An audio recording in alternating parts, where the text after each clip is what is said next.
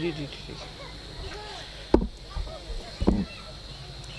بسم اللہ الرحمن الرحیم. اللہم کل ولیک الحجت ابن الحسن صلواتک علیہ وعلی آبائی فی حاضر الساع وفی کل ساع ولیا وحافظا وقائدا وناصرا ودلیلا وعینا حتی تسکنہ ارضک طوعا وتمتعہ فیہا طویلا برحمتک یا ارحم الراحمین. رحمان و رحیم مہربان کریم اللہ عبادت قبول فرما. بحق محمد و آل محمد بحق چہاردہ معصومین علیہ السلام جتنے بھی عزادار گھروں سے چل کے آئے ہیں مالک ان کے گھروں پہ اپنی رحمتوں برکتوں کا نزول فرما. حاضرین میں اگر کوئی بیمار ہے تو کربلا والوں کا صدقہ مالک سے کاملہ و عاجلہ عطا فرما. شہزادی کونین کی عزت و عظمت کا صدقہ اگر کوئی مومن پریشان حال ہے تو پریشانی دور فرما. کوئی تنگ دست ہے تو مالک اس کے رزق میں برکت عطا فرما. مل کے امین کہنا. مالک وارث ولایت مبلغ اعضائے حسین حجت خدا یوسف زہرا منتقم امام کا مالک جل ظہور فرمائے. صلوات بلند آواز سے پڑھتے. بڑی مختصر سی حاضری, صرف 2 جملے مصیبت آل محمد کے بانی کی حیثیت سے حاضری ہے. مالک بھائی شبیر کی اس محنت کو اس کاوش کو اپنے دربار میں قبول فرمائے.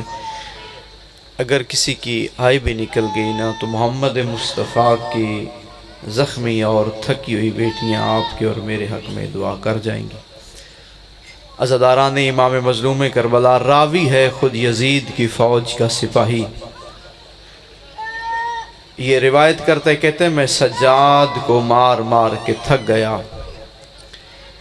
میری ڈیوٹی کا ٹائم ختم ہوا, میں نے وردی اتاری, دمشق کے چوک پہ آ کے کھڑا ہو گیا کہ یہاں سے میرے گاؤں کا کوئی دوسرا آدمی گزرے میں اس کے ساتھ مل کے سفر کروں, گھر جاؤں. کہتے مغرب کی اذان ہوئی, ایک بوڑھی عورت کے ہاتھ میں کھانا اور وہ چوک پہ کسی کو ڈھونڈ رہی ہے, دیکھ رہی ہے. کہتے میں اس کے پاس گیا, میں نے کہا اماں کسے ڈھونڈ رہی ہے؟ کہتی اگر کوئی بھوکا مل جائے تو میں اسے کھانا کھلاؤں.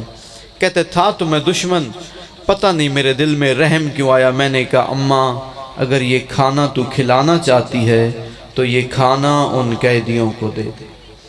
آئے انقلاب زمانہ, جن کے لیے جنت سے کھانا آتا تھا آج ان کے لیے کھانے کی سفارش کی جا رہی. بڑھڑ کہتی میں نے پوچھا یہ قیدی تیرے رشتہ دار ہیں؟ کہتا نہیں میں تو مار کے آ رہا ہوں. بوڑھی کہتی رشتہ دار بھی نہیں, مار کے آ رہا ہے. پھر کہتا ہے کھانا انہیں دے. کیوں؟ کہتے 3 وجوہات پر. بوڑھی کہتی کون سی 3 وجوہات؟ کہتے پہلی وجہ یہ قیدی مسلمان ہے, دوسری وجہ یہ قیدی عبادت گزار ہے, تیسری وجہ یہ قیدی مدینے کے ہیں. مدینے کا نام آیا, بڑھیا کو جھٹکا لگا. کہتی مدینے کے ہیں تو مارتا کیوں ہے؟ تجھے غازی عباس سے ڈر نہیں لگتا؟ یہ کہہ کے زندان کی طرف دوڑی. اپنے آپ سے کہتی مرشد حسین کو پتہ نہیں چلا ہوگا, جس دن یہ قید ہوئے ہوں گے حسین کہیں گیا ہوگا. آج ہی خط لکھتی ہوں خدا یا غازی کو بھیج, مدینے کے لوگ کوئی قید کے قابل ہوتے. اس نے کھانا اٹھایا جہاں پہ سادات کے بھوکے پیاسے بچے جو بچ گئے, اس نے کھانا رکھا. چھوٹے چھوٹے بچے عالیہ بی بی کی طرف دیکھتے ہیں, اس نے سمجھا قافلے کی سالار یہ مستور ہے. اٹھ کے بی بی کے پاس آئی. بی بی بچوں سے کہے کھانا کھائیں. سیدزادی ارشاد فرماتی ہیں کھانا کیوں کھلاتی ہے؟ کہتی بی بی مفت نہیں کھلاتی, میں اجرت لیتی ہوں. امیر المومنین کی بیٹی نے ارشاد فرمایا پہلے اجرت بتا. کہتی بی بی اجرت اتنی بڑی کوئی نہیں, آپ کھانا کھا لیں, کھانا کھانے کے بعد اجرت کے طور پہ ایک دعا مانگ دینا, اللہ میرے حسین کو سلامت رکھے, اللہ میرے حسین کو سلامت رکھے. عالیہ پوچھتی ہے تیرا حسین کیا لگتا ہے؟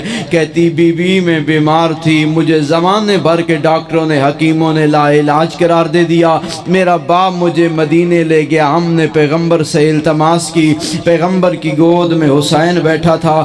حسین نے دعا کے لیے ہاتھ بلند کیے, ابھی حسین کے ہاتھ نیچے نہیں آئے, اللہ نے مجھے شفا دے دی. بزرگ ایک جملہ کہنا چاہتا, اللہ نے مجھے شفا دے دی۔ اس دن سے لے کے آج تک میں ہر جمعرات کو روٹیاں پکا کے غریبوں کو کھلا کے دعا مانگتی ہوں، دعا کرو اللہ میرے حسین کو سلامت رکھے۔ عالیہ نے یہ فکرہ سن لیا، معصوم سکینہ نہ سن سکی، تڑپ کے معصومہ کہتی بڑھیا آج کے بعد حسین کی زندگی کی دعا نہ مانگا کر۔ بڑھیا کہتی بچی کیوں نہ مانگوں، بچی تو قیدن نہ ہوتی، تیرے کان زخمی نہ ہوتے، تیرے رخسار زخمی نہ ہوتے، میں تجھے سزا دیتی، کیوں نہ مانگوں۔ اس وقت تڑپ کے معصومہ کہتی بڑھیا جس حسین کی زندگی کی تو دعائیں مانگ رہی ہے، 4 قدموں کے فاصلے پہ کھڑی ہو کے میں قاتل کی آگے ہاتھ باندھ کے منتیں کرتی رہی، نہ مار ہمارا کوئی نہیں رہ گیا۔ وَسَيَعْلَمُ الَّذِينَ ظَلَمُوا أَيَّ مُنْقَلِبٍ يَنْقَلِبُونَ۔